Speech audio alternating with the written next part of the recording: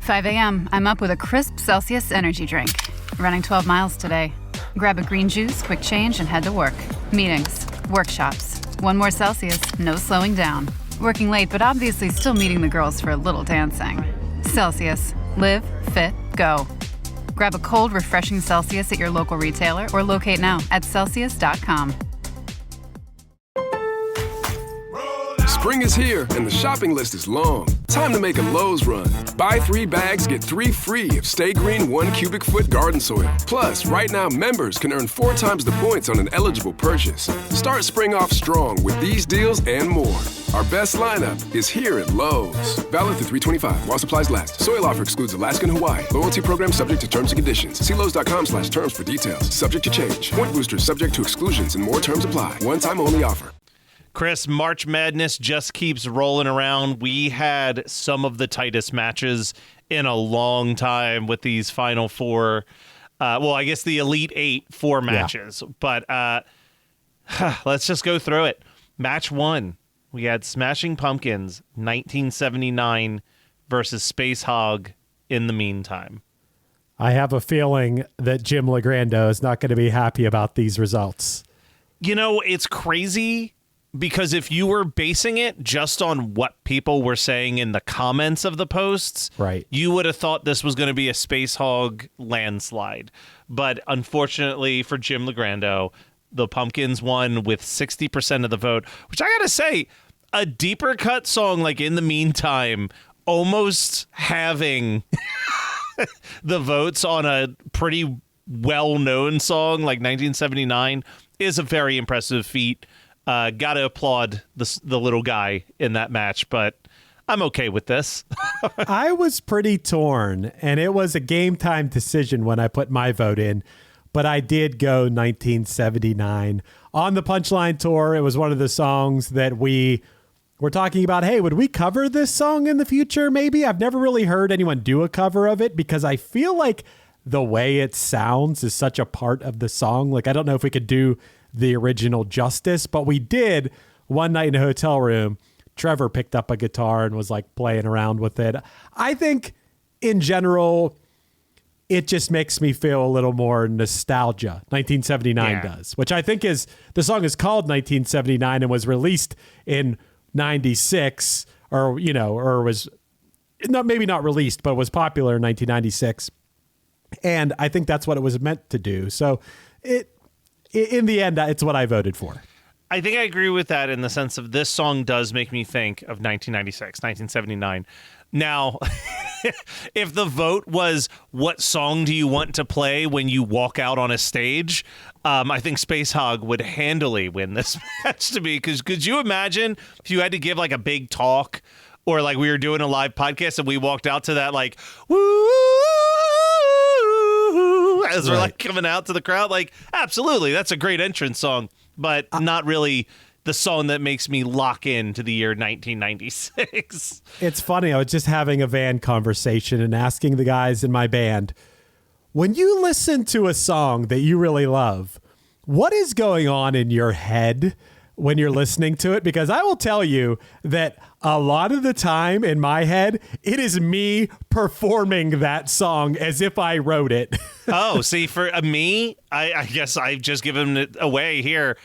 I will listen to songs through the lens of like, if I was doing a live podcast and I had to walk out to a song, would this be a cool song to walk out to? Wow, okay. and in that case, I think Space Hog, very cool song to walk out to. You're always thinking about entrance music when you're listening to music? Always. That's all I'm listening for is new entrance music. Matchup 2 between two songs decisively not good entrance music.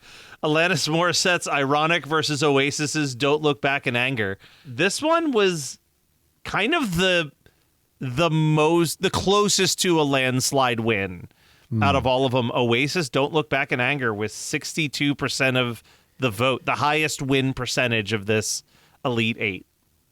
Right. I voted Ironic here.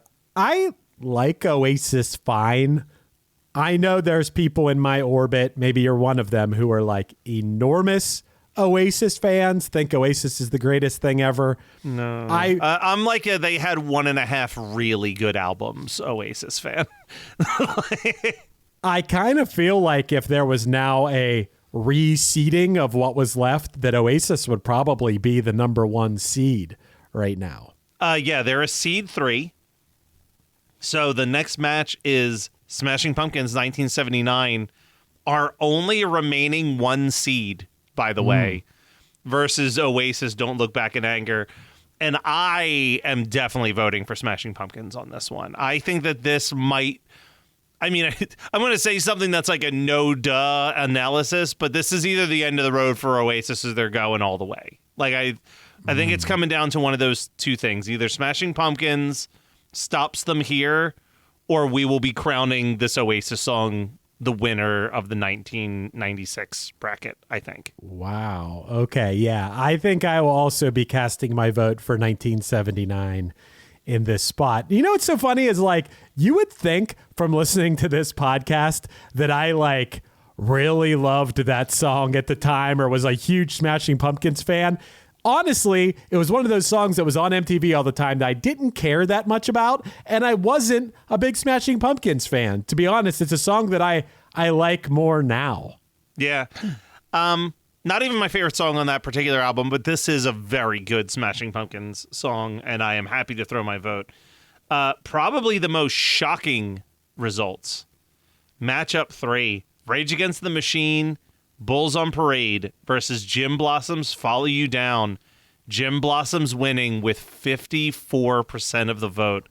Very, very close matchup. But I truly, when we first had our 16, I think it was 16 songs that started this whole thing. 32. I thought, 32. We started. started with 32. I would have put my money down that Rage Against the Machine's Bulls on Parade would be in our finals. This is an incredible upset, but I am all for it. I think I even voted for the Gin Blossoms in this one, but I really did vote thinking like, well, they're not going to win, but let me throw my support at the underdog. This was very exciting. Our only 4 seed is moving forward still. Could they go all the way, Chris? I don't know. I think that this is the underdog, the white horse, whatever you want to call it, of this entire tournament right now. At this point, it probably is. Maybe Space Hog was going to be if they won, but now Gin Blossoms are the Cinderella story, and I love it. I said it last episode, but I'm going to vote for the band that took us on tour. 100%. I think what's so cool is, like, this is a great song. Do not get me wrong. This is a great song. This is like maybe the 3rd most famous song from this band? Maybe 5th, to be honest. Yeah. Think about it. I mean, obviously, Hey Jealousy, Found Out About You, Till I Hear It From You. Those are probably all more popular. I would say this is tied with Allison Road. It's probably the same level of popularity as Allison Road. Yep, I agree. Yeah, I'm like, that's crazy. That is awesome. Go text Robin. If Gin Blossoms wins it all, we need Robin to come on for an episode of One Hit Thunder. Yeah, that'd be pretty sick. And then the final matchup, no doubt, Spiderwebs versus the Wallflowers. 1 headlight, and the Wallflowers pull off the win with 58% of the vote. I threw my vote. You know my feelings on 1 headlight by the Wallflowers. I think this song is incredible. But I voted for Spiderwebs here. I'm kind of shocked by these results, and I am too, honestly. Just 1 headlight. Once again, just like 1979, is a song that I like more now than I did then. But it's very adult contemporary music. And I was actually wondering a little bit. Now, obviously, I voted Spiderweb, so this wasn't affecting my vote of separating the art from the artist a little bit. But are people just so turned off by Gwen Stefani and her sort of heel turn in recent times? Or are they voting against them because of that? Maybe. It could be that. I mean, I'm sure that's not helping things, right? Yeah. But this is, I mean, I haven't sat down and crunched the numbers, but I am pretty sure that 1 headlight was like one of the 5 biggest singles of the entire year, 1996. This song was everywhere. So if people are also playing similar to what we were talking about with like those songs that just feel like 1996, I'm sure that 1 headlight takes them to that place more than Spiderwebs, which maybe is a song that has never left their rotation, so it doesn't feel as like locked into a specific time and place for them. I also just Spiderwebs is a very good ska punk song. It is but I don't think that it's like and this is not me shitting on that song. I love that song. But I don't think it's like breaking the mold in any way, shape, or form to like a ska punk song. You know what I mean? Like it's not like the craziest change that you've ever heard to that genre. I think what's so incredible about One Headlight, and you guys talk about this on Krista Makes, it takes like a minute and a half before you get to the chorus of that song. It is like building this mood with this like chugging guitar riff, this cool little like slide guitar lead, these like really deep introspective verses, and then it kind of builds to that crescendo when the chorus finally kicks in, right? When it gets into that hey, hey, and then like the song really kind of explodes. I think that there is something really cool about that song. That, you know, when we get to our final two, I think to pad out the episode so it's not just a minute and a half of me just being like, well, this is the matchup and here's who won. Congratulations. I'll do like a deeper dive, like almost like a mini DeMakes episode on both songs that are entering the ring.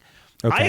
I hope that Wallflowers is one of the two songs that enters the ring for the finals, because I would love to deep dive into that song. But yes, our matchup is Gin Blossom's Follow You Down versus the Wallflowers One Headlight. Here's where I think you and I are on a split. We're both going to be voting for Smashing Pumpkins. Gin Blossoms didn't take me out on tour, so I'm going to be voting for the Wallflowers here. Even if the Gin Blossoms didn't take us out on tour a few times, I would still be voting for the Gin Blossoms here. This is hilariously a war of two bands that are very much like... 90s rock adult contemporary. Yeah. I mean, they would be touring together, and it's wild to think about all the harder, more eccentric bands that got eliminated, from Rage Against the Machine to Bjork to, you know, there's like lots of Beck was eliminated, like all these more musically, I'm not going to say interesting, but more unique maybe. And it's coming down to songs that are pretty much straightforward, well-written, mid-tempo rock songs. Our final four are 1979 up against what? Oasis. It is Wallflowers and Gin adult Blossoms. Contemporary for sure.